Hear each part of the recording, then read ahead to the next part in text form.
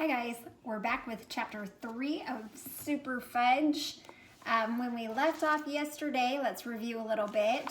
We left off with the chapter titled Coochie Coochie Coo, and we found out that Fudge wasn't really a fan of the baby. He was playing hide and go seek with the baby, and then he was trying to get rid of the baby, and he was paying people and asking people and offering for them to take the baby. And when we left off, the very last thing is Sheila, which Peter's like arch nemesis. He doesn't like Sheila. He and Sheila were discussing about the baby, and she was the one who was saying coochie coochie coo. Peter also was a really great big brother and took Fudge aside and put him to bed and read a book to him and talked to him about being a big boy, and that didn't he want to be like him and have more privileges, because when you're older you have more privileges and babies can't really do anything. All right, so this is chapter 3, another something wonderful. Life at our house had definitely changed. Dad would come home at night with an armful of grocery bags and fix our dinner. The washing machine was always running. Every time Tootsie had a feeding and was burped, she'd spit up. She had to be changed about 6 times a day. Fudge started wetting his pants again, and then his bed. Mom and Dad said he was just going through a phase, and that if we were patient, it would pass. I suggested putting him back in diapers, but nobody else thought that was a very good idea. One afternoon, Mom started to cry right in front of me. "What's wrong?" I asked. "I'm just so tired," she said. "There's so much to do. Sometimes I think I won't be able to make it through the week." "That's what you get for having another baby," I told her. That only made her cry harder. I don't like to see my mother cry. I feel sorry for her, but at the same time, she makes me angry. Grandma came over a few days a week to help, and Mom hired Libby Tubman to take care of Fudge after school. I stayed at Jimmy Fargo's until dinner time. Nobody seemed to miss me around the house anyway. By the middle of May, life had improved. Tootsie was sleeping 4 hours at a clip during the day and even longer at night. Mom and Dad were fixing dinner together, and Mom talked about going back to college to get a degree in art history, which surprised me because before I was born, she worked as a dental assistant. "Why art history?" I asked. "Because it interests me," she said. "What about teeth? Aren't you interested in teeth anymore?" "Well, yes," Mom said, "but not as much as art history. I think I'm ready for a change." "Isn't having Tootsie enough of a change?" "Yes, but someday she'll grow up and go to school, and I'll want to have a career." "Oh," I said, not sure that I really understood. On the last day of school, we had a class party with cupcakes and island punch. I drank 8 cups of it. Island punch is my favorite drink. Mom says I'm addicted to it, and I tell her, "That's right, if you cut me open, you'll find 7 natural fruit flavors running through my veins." After drinking 8 cups in a row, then walking home from school, then waiting for the elevator, then digging out my key and unlocking the door to our apartment, then dashing down the hall to the bathroom, I really had to pee. I mean, really. But Fudge was already in there, sitting on the toilet, turning the pages of Arthur the Anteater. "Hurry up," I told him. "I gotta go." "It's not good for me to hurry," Fudge said. So I ran to Mom's room, but the door to her bathroom was locked. "Mom," I called, banging on the door. "Can't hear you," she called back. "The shower's running. I'll be out in 5 minutes. Check on Tootsie, would you?" So I ran back to my bathroom, but Fudge hadn't moved. "Come on," I said. "This is an emergency. I drank 8 cups of violin punch this afternoon." "I drank 2 glasses of Choco." "How about getting off for just a minute?"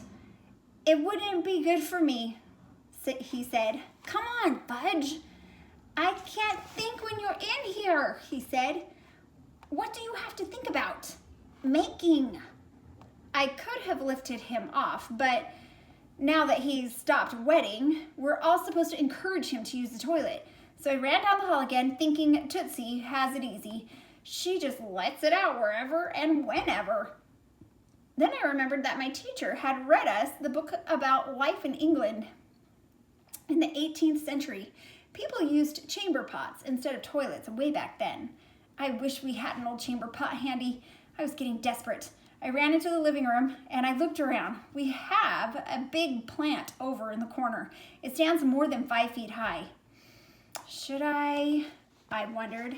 No, that's disgusting, I thought.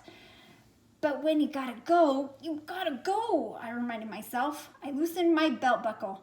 As I did, Fudge called, "Okay, Pita, I done. You do the flush." Fudge refuses to flush the toilet. He's afraid he'll go down the drain too. But this wasn't the time to try to convince him that he was wrong. I raced down the hall and relieved myself. Fudge watched. He was really impressed.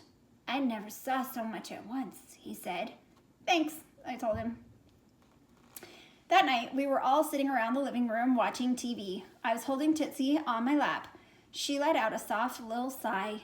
She's a lot like Turtle. When he's asleep, I can tell what kind of dream he's having by the noises he makes. And sometimes, when he's having a nightmare, he cries out and shakes. Then I pet him until he's calm again. It's the same with Tootsie. She'll be fast asleep, but she'll make these little noises or cry out and wiggle around. Other times, she'll work her mouth just like she's sucking on her bottle. I guess she dreams about eating a lot. But the little sighs are my favorite because then I know she's content. And she feels so warm and soft lying in my arms that way that I feel good all over. As soon as the show was over, Dad snapped off the TV, turned to face us and said, "We have some really good news for you boys." "Oh no, not again," I said, looking down at Tootsie. Mom and Dad laughed. "Something different this time," Dad said. Is it interesting?" Fudge asked, racing his little cars across the floor. Vroom, vroom, vroom. "Yes, very interesting," Mom said. "Well, don't keep us in suspense," I said. "Let us hear it." "Is suspense like privilege?" Fudge asked. "No," I told him. "Now, shush and listen." I looked at my father. "Well," I asked, because their idea of something interesting and my idea of something interesting aren't necessarily the same. "We're moving to Princeton," Dad said. "We're what?" I wanted to jump up, but I couldn't, not with Tootsie on my lap.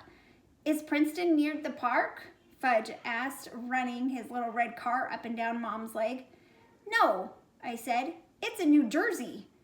"Is New Jersey near the park?" he asked. "Not Central Park," Mom said. "But you won't need Central Park," Dad said, "because you'll have your own backyard." "What's a backyard?" Fudge asked. "It's like a small park," Mom told him. "My own park?" Fudge asked. "More or less," Dad said, to shut him up.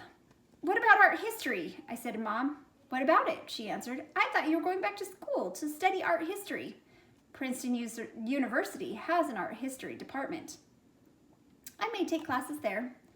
"It's just for a year," Dad said, looking at me, "to see how we like being away from the city." "Away, away, away," Fudge sang. You can't have a conversation in front of him. It's useless. Couldn't my mother and father see that? "We're going next week," Dad said. "What about Maine?" I asked. "We always go to Maine for 2 weeks in the summer." "M-A-I-N-E spells Maine," Fudge sang. M-A-I-N-E. "How does he know how to spell Maine?" Mom asked Dad. "I have no idea," Dad said. "So what about it?" I pressed. "Are we going to go to Maine?" "We're going to Princeton instead," Dad told me. Instead, Fudge babbled. "Shush," I yelled at him. And then I said, just as loud, "I hate Princeton." "You've never even been there," Mom said. "Oh, yes, I have. We went to visit some dumb friend of yours, and they served us this disgusting dinner. Shrimp and mushrooms and spinach, all mixed together, and I was hungry. But they wouldn't give me anything else to eat, not even an extra piece of bread. I remember." "Oh, that's right," Mom said. I'd forgotten all about that day at Millie and George's house. "You forget everything that's important." "Look, Peter," Dad said, "we were hoping you'd be pleased about Princeton. We've already rented a house there. In fact, we've rented Millie and George's house. They're going to Europe for a year. That old dump? It's not a dump, it's a beautiful old place. And we've arranged to sublet our apartment, so I'd like you to keep an open mind about this. Open, open, open, Fudge sang. You should have told me before, just like you should have told me about Tootsie as soon as you knew. You never tell me anything. And here, I said, shoving Tootsie at Dad, why don't you hold your baby yourself? Because I have things to do. I got up and marched across the living room, kicking a couple of Fudge's cars as I went. By the time I got to my room, he was crying. Good, I thought. And then Tootsie started. Better yet. And then Turtle began to bark. Let him suffer. I slammed my bedroom door, and my map wound up on my bed again. I guess I fell asleep in my clothes because the next thing I knew, Mom was shaking me and saying, come on, Peter, get undressed and under the covers. It's late. Too hot for covers, I mumbled. Okay, if you want to sleep in your clothes tonight, you can, but at least take off your sneakers. Like them where they are, I said sleepily. Okay, if you want to sleep in your sneakers, just for tonight, maybe every night. Mom ignored that. Peter, about Princeton, she began. Held up my hand. Don't want to talk about it. You don't have to talk, just listen. I'm too tired to listen. All right, we'll talk about it tomorrow. Anyway, nothing I can do about it. Just like Tootsie. Nothing I could do about that either. But you don't mind her now, do you? Getting used to her. And you'll get used to Princeton too, you'll see. Then she started telling me about where I'd go to school. But I was still half asleep and not really listening until she said something like, having your little brother in the same school. And I sat up, suddenly wide awake. What did you say? About what? Just now, about Fudge in school. Oh, we've had him tested. And even though he's a little young, we're going to be able to enroll him in kindergarten. After all, he's had a full year of preschool. And you know he can count by tens and recite the alphabet, and he knows his months and days and the week, or his days of the week and colors, and he can even spell Maine. Yeah, I said. We all know he's a kid genius, but you said something else about him going to the same school as me? That's right, you'll be in 6th grade and he'll be in kindergarten. Won't that be fun? Fun? That did it. I jumped off the bed and grabbed my Adidas bag. You think it's fun to go to a new school? I don't even know anybody there. And I definitely don't want to go to school with my little brother. You don't understand anything, do you? I opened my dresser drawer and dumped my clothes into the bag. This time, I'm really leaving. Peter, honey, Mom said. You can't run away every time you hear something that you don't think you like. I don't think it, I know it. Even so, running away doesn't solve anything. Maybe not for you, but it does for me. I tossed in my baseball glove, my favorite jeans, half of my Mad magazines, a few of my smaller maps, and a couple of tapes. Shall I make you a peanut butter sandwich to take along? Mom asked, smiling. Don't give me any of that little boy stuff, I told her, because I mean it. I'm leaving. She stopped smiling. I can understand how you feel, but Daddy and I thought, Daddy and you don't think the same way as me. I'm beginning to see that. And if you cared about me at all, even just a little bit, you wouldn't have done this. You wouldn't have. Peter, we care about you a lot. That's one of the reasons for moving to Princeton. And we didn't even get to tell you the really big news. There's more, I said. Well, I can't wait to hear it. Daddy's taking the year off. I stopped packing. He quit his job at the agency? No. He's been fired? No. Then what? He's taking a leave of absence. Wait, he wants to tell you himself. She went to the door and called, Warren, can you come here? I'm changing Tootsie, Dad called back. Be there in just a minute. I thought Dad never changed a diaper in his life. He didn't, not until Tootsie came along. What's so special about changing her diapers? I asked. Nothing, it's just that Dad realizes He missed out on some of your baby experiences, and he doesn't want to make that same mistake again. He's so busy changing Tootsie, he hasn't got time for anybody else. Peter, that's not fair, Mom said. What do you know about fair? Dad came into my room smelling like baby lotion. I told Peter you have a surprise for him, Mom said. I'm taking a year off, Dad said, and that way I'll have more time to spend with the family because I'll be working at home. I'm going to write a book. A book? I said. That's right, on the history of advertising and its effect on the American people. Couldn't you write something more interesting? I asked, like a book about a kid who runs away because his parents decide to move out without asking him first? Sounds like a good story, Dad said. Maybe you should write it yourself. Maybe I will, I said. And I'd like to know how we're going to eat with you not working. We've got some money saved, and I'll probably get an advance for writing the book. Give it a chance, Peter, Mom said. I'll think about it, I told her, but if I'm gone in the morning, don't be surprised. And then from the other room, we could hear Fudge singing himself to sleep. M-A-I-N-E spells Maine. F-U-D-G-E spells fudgy. P-E-T-E-R spells pita. B-E-E-R spells whiskey. You listen to that, I said. The kid should be a big hit in kindergarten.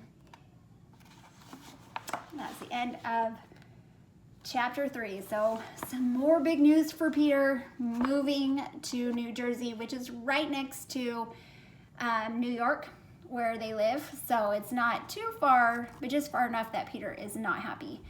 But I don't know, how would you feel if you had to move like this year to a new place with a new school? Am I on YouTube? Yes.